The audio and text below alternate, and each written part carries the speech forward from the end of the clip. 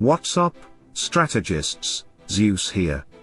The Tidus map looks simple at first glance, but behind that layout is a resource trap that many players won't notice until it's too late.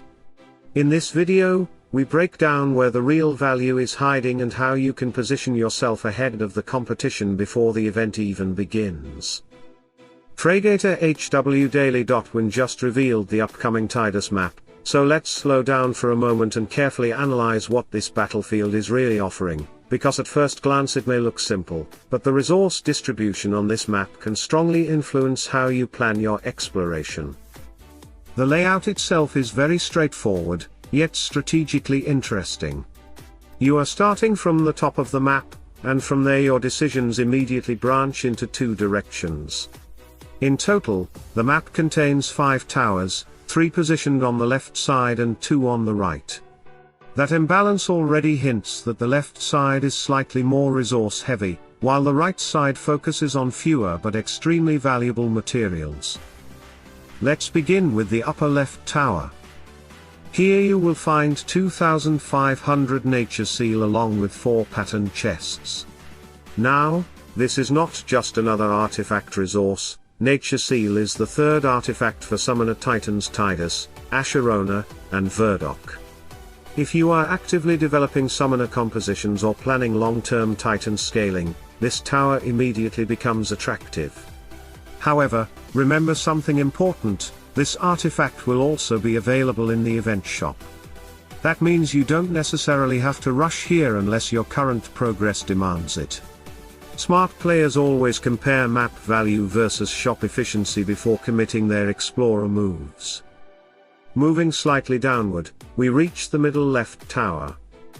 This one contains 2,500 Cyanga's mace, Tidus' unique artifact, plus another 4 pattern chests. And this artifact is a serious power amplifier because it directly increases Tidus' elemental damage. If you are investing into Tidus as a primary damage source, every level here translates into stronger pressure during battles. Just like the Nature Seal, Cyanga's mace will also appear in the event shop, which again introduces a strategic question: do you spend explorer moves now, or preserve them and rely on shop purchases later? Players who plan ahead usually gain the biggest advantage from maps like this. Now let's drop to the bottom left tower. Here the reward shifts from artifacts to progression currency, 80,000 valor coins. These coins are extremely important because they can be converted into Tidus soul stones through the altar. My advice here is simple: don't rush immediately. Sometimes it is smarter to wait until the event develops, evaluate how many soul stones you still need, and then decide whether this tower becomes necessary. Flexibility is a strength on maps like this. Now let's cross to the right side of the battlefield. The upper right tower contains 100 primal catalysts along with 2 pattern chests.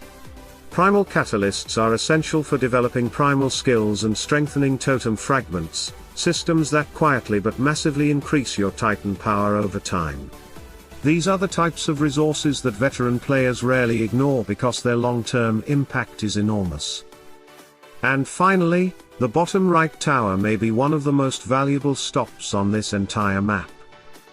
Inside, you will find 100 elemental catalysts, and right now, this is arguably one of the scarcest resources in the game. Elemental skill development on Titan totems depends heavily on these catalysts, and many players hit progression walls simply because they don't have enough of them. Whenever a map offers guaranteed elemental catalysts, it deserves serious consideration.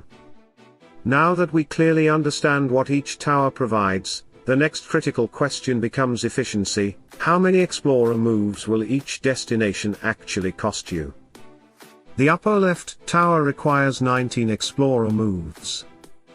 The middle left tower, the one holding Cyanga's mace, needs 18 moves.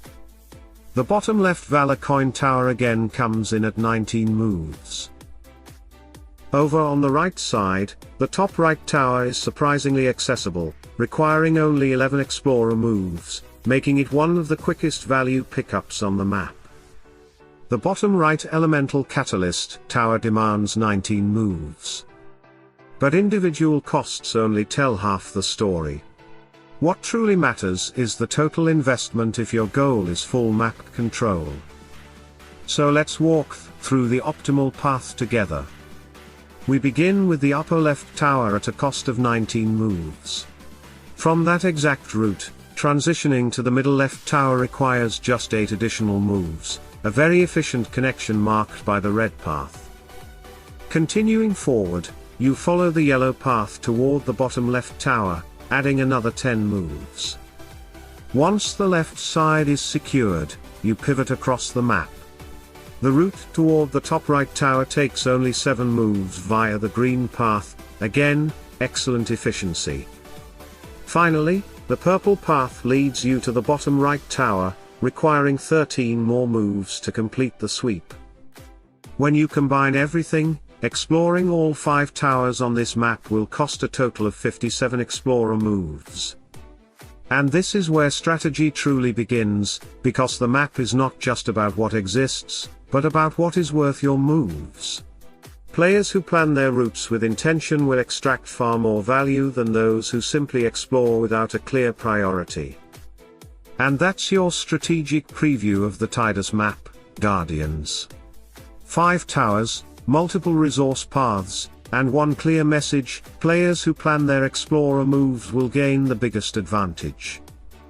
Now tell me in the comments, which tower are you going for first? I want to see your strategy. If this guide helped you prepare, hit the like button, subscribe for more Hero Wars strategy, and turn on notifications so you never miss an important update. Plan smart, stay ahead, and I'll see you on the battlefield.